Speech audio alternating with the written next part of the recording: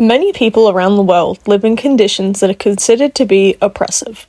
They have no jobs, are more likely to be imprisoned, are almost always in a state of near starvation, are treated like shit by people above them, and most importantly, rarely, if ever, get the chance to increase their social status. Does this sound like the beginning to a documentary on the experience of poverty? Well, it's not. This is a video about Minecraft. Welcome back, boys, girls, neither, boths, and in-betweens. If you're new here, be sure to subscribe. I'm Toby, and this is my channel where I talk about anything that interests me enough to put in the effort to create a script and a video out of it. As you probably guessed by now, given that you clicked on this video, today we're talking about Parkour Civilization. For those unfamiliar, Parkour Civilization is a series/movie that was created by YouTuber Evbo with the help of some of his friends. It's become sort of an internet phenomenon in the past week or so, partially due to the memes regarding jumping for the beef, more on that later, and because of the incredibly complex and deep social commentary a Minecraft YouTube movie of all things was able to produce. An interesting point that many, including myself, have brought up is how much the first Parkour Civilization, and yes, there are two, not just one, movie mirrors George Orwell's 1984. A book that is most certainly not the first thing that comes to mind when thinking about a narrative where a guy in Minecraft jumps around. But that's exactly it. Parkour Civilization is so much more than that. The story is alarmingly deep, and each creator that I see who has watched it reports the same thing. So today I'm going to be breaking down the first Parkour Civilization movie, as well as pointing out instances of resemblance to 1984. Before I begin, I'll urge you to go watch it for yourself. This video is going to be riddled with spoilers, so if you haven't already watched it, go do that. There are some things at the beginning that may make you feel like you're just watching some stupid video, especially due to the fact that both seems to really like repeating Parkour Civilization or the phrase here in Parkour Civilization. But that's the life of Parkour Civilization. If you want to survive, you have to parkour. Every parkour noob has the same goal, and that's to make it to the top layer where all the parkour pros live. Except most parkour pros are born on the top layer. If you're a parkour noob, there's only one way up, and that is through the Temple of Parkour. The Temple of Parkour is the only structure in the world that combines the bottom layer to the top layer. To make it up, you have to do an impossibly hard parkour course that no parkour noob has ever completed. And there are quite a few sound effects, not to mention Evbo's tone of voice is a little weird throughout because it's kept at the same sort of rate. However, in my opinion, this all makes perfect sense. Traditional movies made for cinema usually go by the show don't tell rule, letting the visuals speak for themselves. In contrast, YouTubers absolutely tell. It's clear Evbo is doing a YouTube voice in order to keep the viewer hooked. As well as that, we also must take into account that this movie was originally a series of episodes that have all been stitched together. It originally wasn't made to have a long voiceover throughout, since the original videos were all around 10 minutes. Another thing the episodes explain are the large amount of recaps and flashbacks, since in a series where viewers may have missed an episode or two, it fills them in. However, in a movie, they are not needed. Overall, if you're going to watch it, which I think you should, make sure you don't just take it at a surface level. Actually look into the underlying narrative rather than discounting it as a regular Minecraft YouTube video. Again, spoilers ahead, this is your last warning, and with that we are on to the video. What is the main premise of Parkour Civilization? Well, it's a world where everything's parkour, which for those who don't know is basically just jumping around in different ways, usually to get somewhere, or go up. To get anywhere, citizens must parkour. Parkour is also currency, used to buy homes, and is also punishment, but we'll get to that part later. So, what the hell happens in this 2-hour-long movie about parkour? Our protagonist, Evbo, is a parkour noob, meaning he's at the lowest level of civilization, not including the prison. Living conditions of the noobs are the reason for the intro. Noobs have nothing. They cannot break or place blocks. The parkour pros who come down from the higher level are just plain rude to them, and they are barely fed. This, of course, is the start of the infamous question, will you be safe and do the 1-block jump for the raw chicken, or risk your life and attempt the 1-block vertical jump for the raw beef? You're late. You know the deal. You can do the 1-block jump for the raw chicken, or you can attempt the 1-block vertical jump for the beef. Here in Parkour Civilization, no one chooses to jump for the beef. It's better to be safe and do the 1-block jump for the chicken rather than risk your entire life for just half a hunger bar more.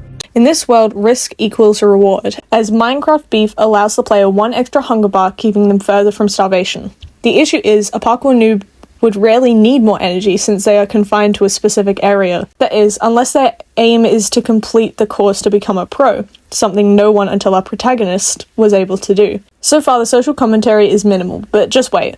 so Evo completes a course to get a ticket for the course to rank up. Trouble is, when he first attempts it, he fails, falling into the void below. Unknown to him though, instead of death, he is met with prison. His sentence for failing the jump? 50 years. Luckily, he is able to be freed under the condition that he cannot complete the course to earn a ticket. This is a crucial fact I see a lot of people missing, and that is, the rule doesn't state that he can't do the course to rank up. It means he himself cannot earn the ticket to do the course. Just as Evbo is beginning to lose hope of ever ranking up and becoming a pro, he meets an old man who says he has a ticket he never used. But once Evbo finds the chest it's presumably in, all that is inside is a barrier block. He takes it before making his way back to his home. In place of the old man, he finds, wouldn't you know it, a ticket. This time he does the course to rank up. As he reaches the final jump, he realizes it's a 3-block wide jump. Minecraft players know that a 3-block jump requires a sprint. They also know that 6 hunger bars, aka 3 of those little drumstick things, is just below the requirement to be able to sprint. Here is one of the first instances of the system clearly being rigged against the parkour noobs. There was physically no way a noob could make that jump. Luckily, with the aid of the aforementioned barrier block, Evbo is able to complete the course and rank up. And here's where we start getting into the 1984 comparisons in a second. Evbo enters a room with a bunch of statues. Some have leather boots, the same boots the noobs wear, and some have iron boots, the same boots the pros wear. But something makes Evbo pause. Some of the statues had gold boots, and one even had diamond boots. All his life, Evbo never knew of the levels above pro. He thought that was it, you're either noob or pro. This was most likely because the high levels were not surveilling or interfering with the noobs, as they view them as useless or powerless. This directly mirrors the attitude of the party towards the proles. For anyone who hasn't read 1984, the quickest summary I can give is oppressive society. I can't begin to explain it all, so hopefully what I say will make some sort of sense, but I would also say go read it, it's a very good book. I think that the social system in 1984 and Parkour Civilization directly mirror each other. The noobs are the pros are the outer party, like Winston Smith, the protagonist of 1984. The masters, aka the ones who wear the gold boots, are the inner party, and finally the champion, who wears diamond boots, is a stand-in for Big Brother.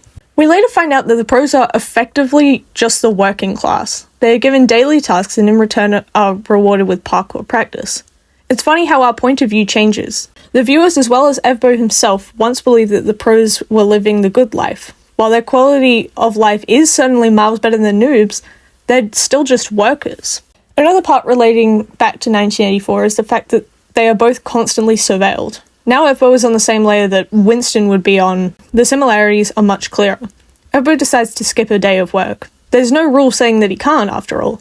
Unfortunately, it seems it's one of those unspoken rules. As soon as he skips out, a master travels to the pro level to find who skipped.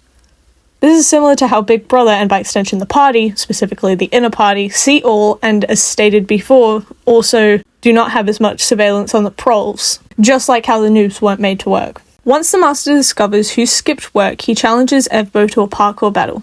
This part does not line up with 1984 stuff, but it's honestly just kind of a cool mechanic. In a battle, one player must set up a short bit of parkour and execute it. If they land it, the other player needs to copy and land their opponent's parkour in order to deflect the attack, or they need to create a course that is more difficult than the opponent's, meaning they'd have to deflect it.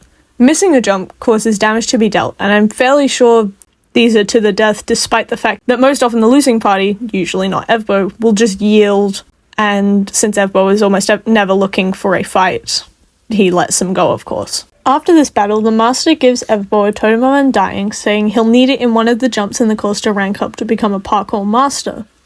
Evbo checks out the course, and wouldn't you know it, there's a jump that is essentially impossible, even with sprint. We again see the system being rigged against people with a lower social status. It's clear the system was designed to keep people in their place. Evbo, however, is most likely breaking this chain. The barrier block placed on the first course is still there, meaning any other noobs that attempt the course are able to complete it. While this isn't shown in the movie, Evbo himself thinks about that. I'm not going to explain the rest of the movie's plot in detail, but I'm going to point out some other interesting stuff.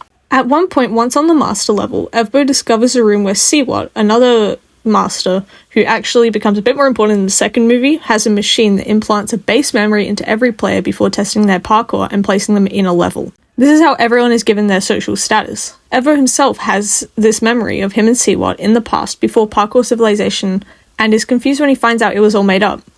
This once again reminds me of 1984. Winston in 1984 is an unreliable narrator. We can't trust Winston. Furthermore, Winston can't trust Winston. The party is famous for changing history. So many of Winston's memories of before the party could simply be due to the party's manipulation. An example of this is the fact that Winston recalls Big Brother coming into power at around the 60s. However, historical records take note of Big Brother's actions in the 30s and 40s. The party is able to change history. That is one of the main messages of the book, in fact. The party can change anything. 2 + 2 = 5 and all that jazz. If you haven't read the book, that won't make sense. Even the prison system is reminiscent of 1984, almost being a stand-in for the Ministry of Love or even Room 101. For those who don't know, Mini Love is where people get convicted of thought crime, aka thinking anything other than love for Big Brother, and are sent to be tortured until they break physically and mentally. So yeah, it's a really fun book. People in parkour prison are forced to parkour constantly, and they're even subjected to whatever parkour the people above them want the noobs to test. The only way to be released from the prison without serving 50 years is to give up your chance on progressing in your social status. Just like how once you're in Mini Love, you're not getting out until you both say you love Big Brother and you mean it. Once they break you like that, you can't be fixed. Once you agree to be free, you can't progress. You can't rebel. Okay, so now I want to talk about some important differences. First, and most obviously, Parkour Civilization is Minecraft. 1984 is a piece of classic literature. Okay, but being serious, there are some important differences. One being the fact that Parkour Civilization tells a much more hopeful tale. In the end, everyone defeats the parkour champion, taking his title and becoming a better ruler than the oppressive one before him. He effectively defeats Big Brother. This is in contrast to the ending of 1984. Winston doesn't win against Big Brother. By the time he's released from Mini Love, he's a shell of his former self, destined to be another cog in the machine until the day he dies. He's forever stuck in the ignorance of the parkour pro level. However, another difference is the main goal of the characters. Ebbo's goal is to level up and become the best, but not only that, to help save Parkour Civilization. Winston doesn't want to replace Big Brother, he doesn't want to rule, he isn't even aware he can physically beat Big Brother.